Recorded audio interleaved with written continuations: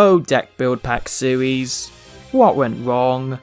The idea of having one of at least 3 newly fresh archetypes being so easily available from the pack was a great idea in concept, but was ultimately ruined with one huge, unsightly issue. Short prints. An overabundance of short prints. This would in turn completely deter budget players from wanting to play one of the newer decks from that set, due to how unfairly priced these short prints wound up being. And while in some rare cases these short prints would actually make sense due to said deck winding up being super powerful and meta relevant, the same cannot be said about the other archetypes that may only see success over at table 500. But never did an archetype get any more of the short print cucking than, I feel, with Dragonmaids. Wait, that came out wrong. Crap, this video's gonna get flagged now. The Dragonmaid archetype, as the name suggests, is a series of dragon-type monsters that debuted in the deck build pack set Mystic Fighters, where their design and playstyle was, more than likely, heavily inspired by the popular anime manga series Miss Kobayashi's Dragonmaid, even getting the seal of approval by the series creator themselves. Of course, since it's an archetype that involves cute anime girls, please do not take that out of context, I swear I am a good human being. And the fact that this archetype would be plagued with the deck build pack curse of short prints, pricings for this deck would be beyond the realm of unfair and into the bottomless depths of the abyss. But the question is, was it worth it just to go overdrawn for an archetype only to have a sit down with Chris Hansen on To Catch a Predator? Good guess, but actually no. Dragonmaids certainly aren't meta-breaking in any way, but don't underestimate them. This archetype can still easily pump out a healthy number of disruptions, thanks in part to their strong combo and recovery game. Let's take a look at why that is by taking a look at their maid duties, if you will. Their first 4 monsters consist of Laundry Dragonmaid, Nurse Dragonmaid, Parlor Dragonmaid, and Kitchen Dragonmaid. Laundry and Nurse are level 2s with 500 attack and 1600 defense, while Parlor and Kitchen are level 3s with 500 attack and 1700 defense. Their respective attributes are Earth, Wind, Fire, and Water, and all share the following second effect. At the start of the battle phase, you can return this card to the hand, and if you do, special summon one level 7 Dragonmaid monster in the case of level 2s, or a level 8 Dragonmaid monster for the level 3s, from your hand or graveyard. As well as both of their effects being a hard once per turn, their unique effects, when normal or special summoned, are as follows. Laundry lets you send the top 3 cards of your deck to the graveyard, Nurse targets and revives a level 4 or lower Dragonmaid monster from your graveyard except itself, Parlor sends any Dragonmaid card from your deck to the graveyard except another copy of itself, and Kitchen lets you add any Dragonmaid monster from your deck to your hand except another copy of itself, and then you must send a Dragonmaid monster from your hand to the graveyard. As for their uses, Laundry is arguably the worst of these 4. While it is sometimes nice to mill 3 cards to help with setup, you'll need to be lucky if you're to get a good mill. This in turn makes Laundry a debatable one-of. Parlor is the Armageddon Knight of the deck, and very often makes her an easy 2 to 3 card combo because of it, play no less than 2. And as for Nurse and Kitchen, well, they're the short printed cards of the archetype, so it's no wonder why you'll be maxing out on them always. Nurse is fantastic, not just as a recovery tool, but is also one of your primary combo extenders since all the low level Dragonmaids have effects upon summon. As for Kitchen, admittedly, her monster searching effect can be quite bothersome, since if you do search out a monster, you then must pitch a monster even if it's the one you just added. But since she's one of your primary searchers, it's the main reason why you'll be maxing out on her. As their effects alluded to, these lower level Dragonmaids all have higher level forms, their dragon form counterparts, which for some reason I can only think of as TCG localization, as their names be messed up anagrams of their maid duties. These respective forms in question are Dragonmaids Nudyal, Ernest, Lorpar, and Tinkhek, and I apologise if I butchered any of them. The first 2 are level 7s with 2600 attack and 1600 defense, while the latter 2 are level 8s with 2700 attack and 1700 defense, and they all share the following effects. Cannot be destroyed by card effects while you control a fusion monster. You can only use each of the following effects of a monster with its own name once per turn. At the end of the battle phase, you can return this card to the hand, and if you do, special summon one level 2 Dragonmaid monster for the level 7s, or a level 3 Dragonmaid in the case of the level 8s, from your hand. For their unique effects, Yugioh can be discarded to target and shuffle a card in either player's graveyard into the deck. Earnest, as a quick effect, can be discarded to special summon a level 4 lower Dragonmaid from the hand. Lorepar, upon discarding, can target an opponent's monster and prevent it from activating its effects for that turn, and Tinkek, as a quick effect, can be discarded to boost the attack of one of your Dragonmaid monsters by 2000 for the rest of that turn. In terms of usefulness and practicality, Yugioh is by far the worst of the bunch. It'll probably only work if going for recycling or to deal with a certain card in the opponent's graveyard, so that you very often don't bother running it. Lorepar could be better, but not giving her a quick effect in any way lowered her overall usefulness. Not terrible though, so running 2 should suffice. Tinkek is your archetypal Honest or Kalute, giving your Dragonmaid additional power for more damage or to get over a troublesome monster, also ran at no less than 2. But Earnest, on the other hand, is clearly the best one. Combo extender, combo starter, an additional lifeline due to it being a quick effect. This is pretty much the only level 7 dragon you'll be running outside of the potential Dragon Ruler Tempest tech option, an easy 3 of.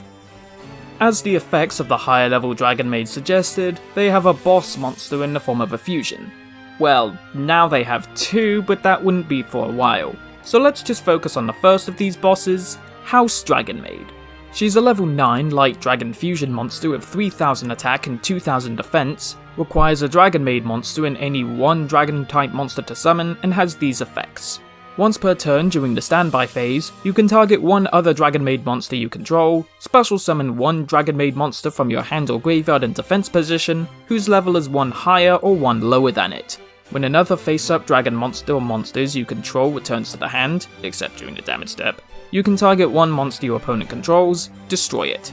The primary issue I have with this card is that she doesn't also have the option to special summon a Dragonmaid from the deck, but I'll talk about that part later on. Concerning House Dragonmaid itself, she's fine enough. The destruction effect not having any limit to it is pretty good, especially in conjunction with the self-bouncing effects of all the main deck monsters, but aside from giving the higher level monsters protection by their own effects, House is just fine enough as is. Not good, but not bad. Still, you'll be playing 3 at all times, especially when her dragon form, which I'll get into soon enough, is concerned. The first wave of spell and trap support begins with Dragonmaid Changeover, a normal spell with this effect. Fusion summon one dragon fusion monster from your extra deck using monsters from your hand or field as fusion material. While this card is in your graveyard, you can target one Dragonmaid monster you control, add this card to your hand, and if you do, return that monster to the hand. You can only use this effect of Dragonmaid Changeover once per turn. Simply put, this is your archetypal fusion spell, with a simple yet solid floating effect. Parlor Dragonmaid alongside any dragon monster is a simple 2-card combo to net you one of your 2 Dragonmaid fusions.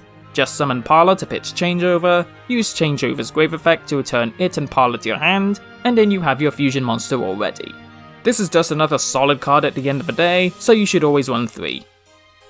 Dragonmaid Hospitality is their next normal spell, which reads, special summon one Dragonmaid monster from your hand or graveyard in defense position, then you can send one Dragonmaid monster with the same attribute but a different level from your deck to the graveyard. You can only activate one Dragonmaid Hospitality per turn.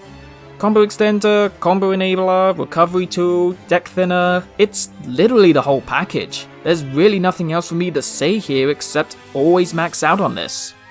What you won't be maxing out on, however, is their continuous spell, Dragonmaid Welcome. All monsters you control gain 100 attack and defense for each Dragonmaid monster you control. If you control 2 or more Dragonmaid monsters, you can target one Dragonmaid card in your graveyard, except Dragonmaid Welcome, add it to your hand. You can only use this effect of Dragonmaid Welcome once per turn. If this card is sent to the graveyard, your opponent cannot target Dragonmaid monsters you control with card effects. Honestly, this feels like it was made for Duel Links in mind rather than the actual card game. Though the recycling effect is good, it only works if you control 2 or more Dragonmaids. And yes, that's not too hard to do, but considering how much more consistent recursion and recovery the deck has, this is just much slower in comparison. The attack boosting effect? Practically useless. I understand why, but it's still a huge turnoff. And the only way you'll be able to consistently pull off its grave effect is if you pitch it with Parlor, but at that point you're better off pitching either a monster, changeover, or a certain trap of theirs, a debatable one-of at best. Their debut ends with Dragonmaid Downtime, a continuous trap with this effect. You can target one Dragonmaid monster you control, then activate one of these effects. Return it to the hand, and if you do, add one Dragonmaid card from your deck to your hand, except another copy of itself. Return it to the hand, and if you do, return one spell or trap your opponent controls to the hand. You can only use this effect of Dragonmaid Downtime once per turn. For a while, this was your only method of searching their key spells and traps, which sucks considering how slow these kinds of trap cards are. The effect of bouncing the opponent's back row is also very poor in execution, since the only way it could work is if used during their end phase or on your turn. Aside from that, it's only used for its first effect to net yourself the search. You can still play it, but putting one of their newer monsters into consideration, it's not worth playing in multiples. Dragonmaids would wind up getting more support over the course of the next few main sets, with the first, and only one, from Ignition Assault being Dragonmaid Send-Off. This quick play spell lets you target one Dragonmaid monster you control, special summon one Dragonmaid monster with a different name from your hand in defense position, and if you do, return that targeted monster to the hand. The special summon monster cannot be destroyed by battle or card effects until the end of the next turn. You can only activate one Dragonmaid Send-Off per turn. I like what they were trying to go for. They wanted you to use it for combo extension at best, or to avoid spot removal in a pinch. Sadly, since it only summons a different Dragonmaid from your hand and not also from the grave, it makes this card much more situational than needed. There's nothing stopping you from running it, but given its awkward practicality, I'd advise playing no more than 2. The next support came in Eternity Code, which consists of only 2 monsters, and they're both incredibly good. The first of which is Chamber Dragonmaid, currently the only maid form to not have a dragon form, at least at the time of this recording. She's a level 4 Dark Dragon with 500 attack and 1800 defense, and if this card is normal or special summoned, you can add one Dragonmaid spell or trap from your deck to your hand. At the start of the battle phase, you can return this card to the hand, and if you do, special summon one level 7 or higher Dragonmaid monster from your hand or graveyard. You can only use each effect of Chamber Dragonmaid once per turn. Being able to search their spells and traps consistently was something this deck desperately needed, so finally getting a maid form to do that on summon seriously helps fix this key issue.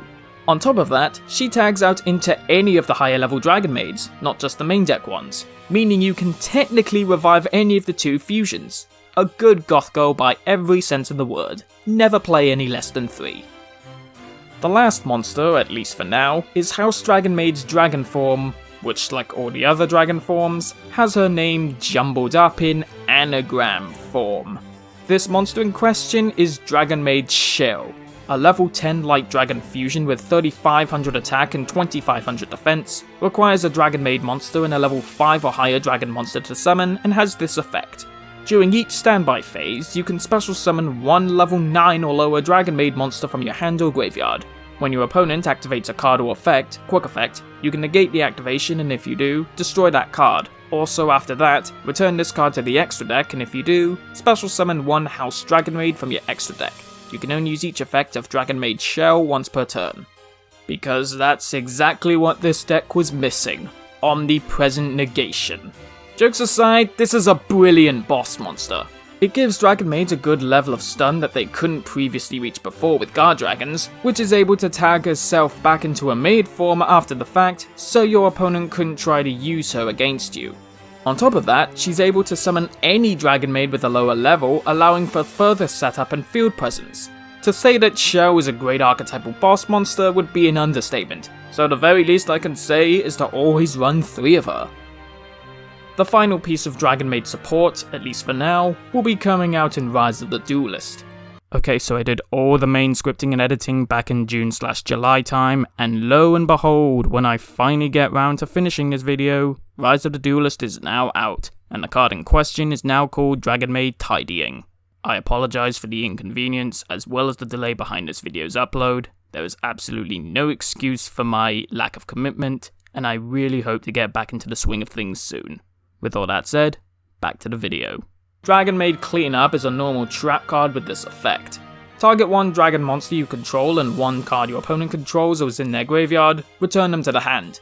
you can banish this card from your graveyard, special summon one Dragonmaid monster from your hand or graveyard in defense position, but return it to the hand during the end phase. You can only use one Dragonmaid cleanup effect per turn and only once during that turn. On one hand, it's another form of disruption that Downtime wishes that it could have, while on the other hand, it's another combo extender and recovery tool that this deck can never seem to get enough of.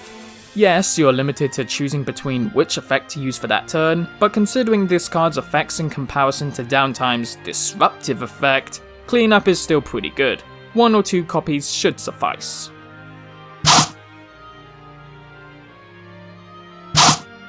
Addressing the core strengths and weaknesses of Dragonmaids now, the first major asset being their combo game. Earnest and Hospitality are both great for extending combos, as well as Nurse to an extent.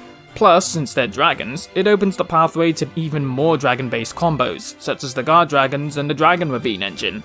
And as a result, Dragonmaids can pretty easily pump out a couple of disruptions at the best of times. Overall, this is a deck I feel that's perfect for experimentation where their combo game is concerned. Dragonmaids also have incredible recovery. Once again, Nurse and Hospitality are the stars of this deck, with Earnest, Send Off, and a Cleanup also helping out with keeping your life points safe in a pinch. And if you throw in a couple Return of the Dragonlords into the mix, then the deck can pretty easily make a solid comeback. And while their main focus in damage are in the form of the higher level monsters, Dragonmaids can still deal a hefty amount of damage to the opponent if they're not prepared for House Dragonmaid's mass popping effect. The fact that this isn't a once per turn in any way is good enough at getting the job done with clearing the path to deal all the damage that you need to win. Unfortunately, with all that said, the deck has its inherent flaws, as pretty much every deck has. Since it's a combo deck, Dragonmaids will very easily flop at the mere sight of a perfectly timed negation or disruption. Add insult to injury, you'll need to run the higher level main deck monsters for that bonus damage, so don't be too surprised if you find yourself bricking hard every so often.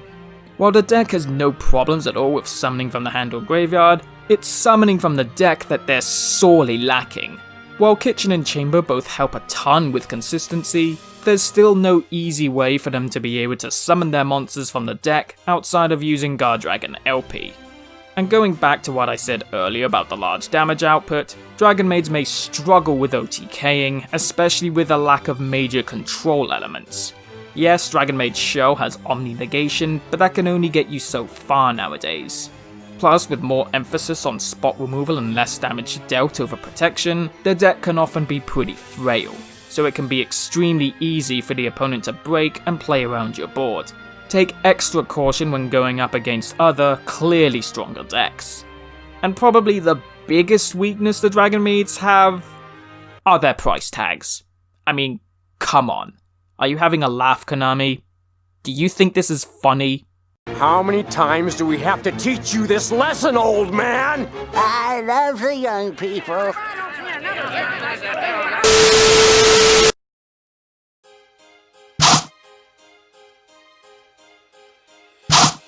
For a few tips if anyone were to attempt to build Dragonmaids, the main tip would be to get the Guard Dragon engine involved. LP and Pisty, alongside Dragoonity Knight Romulus and Dragon Ravine, help out really well with getting your combos rolling. However, with the banning of Desdrudo and the recent erratum of Red Eye's Darkness Metal Dragon, the ceiling is no longer as high as it once was. Other good generic dragon support I recommend include the following. Dragon Shrine is another means of pitching your key monsters to kickstart or continue your combo, with a small Darkworm engine for added synergy with Dragon Ravine. Return of the Dragonlords for further revival of your higher level Dragonmaids, as well as providing that much needed protection. World Legacy Guard Dragon for more combo extension and revival, a couple trade-in for more consistency with your level 8s, Guard Dragon Cataclysm as a pretty solid means of disruption, and Tempest Dragon Ruler of Storms for either more combos or additional damage. The extra deck, on the other hand, is more simple to work with, but still can be pretty solid. The Hieratic Seal of the Heavenly Spheres is a great Dragon Link that provides a bit more disruption. Plus, after it takes itself off the field, you can then bring out one of your lower level Dragonmaids to set you up ready for when your turn comes. Or for additional spiciness, then may I recommend one of these two Link monsters. 5-headed Link Dragon as a near invincible alternate boss monster to deal immense damage, though its best use will be if you use all of your different attributed non-light monsters as material to pull off its nuke effect. You will also have to banish 5 cards from your graveyard after every opponent's turn, but I feel that the payoff should be worth it. Alternatively, if another big beefy dragon doesn't fit your bill, then the Arrival Cybersatic Ignister probably should. Needing at least 3 different attributed monsters to summon, this almighty Link 6 seems difficult to summon at first, but is actually stupid easy to do in this deck. It'll have 1000 attack per Link material, so it'll be pretty easy to have this thing out with 4000 to even 5000 attack. It's also immune to everything and can destroy any opponent's monster, so if you feel like going all the way for style points, go right ahead and pick this card up. Oh, and one more tip. Save up your money while you still can. These prices won't be going down anytime soon. It's an absolute shame that deck build pack sets were, and probably always will be, plagued with countless short prints, because some of the archetypes to come out of those sets can actually be very fun to play and mess around with. Dragonmaids just so happen to get the worst of it due to the immense fan service around their designs, and the fact that merchandise and collectibles involving cute anime girls are huge wallet magnets. I mean, how else did Magician's Force Dark Magician Girl wind up costing over £1,000? But putting their great use of fan service aside, Dragonmaids are just overall a very fun deck. Sure, they're no Dark Dragon Link spam or Chaos Dragon build, but I feel that they still have great potential. All they really need is a way to summon the maid forms from the deck, and they'll be well on their way to being a force in the competitive scene. A love letter to the series they're based on, Dragonmaids is a deck that I think nobody should have any shame in liking in whatever way.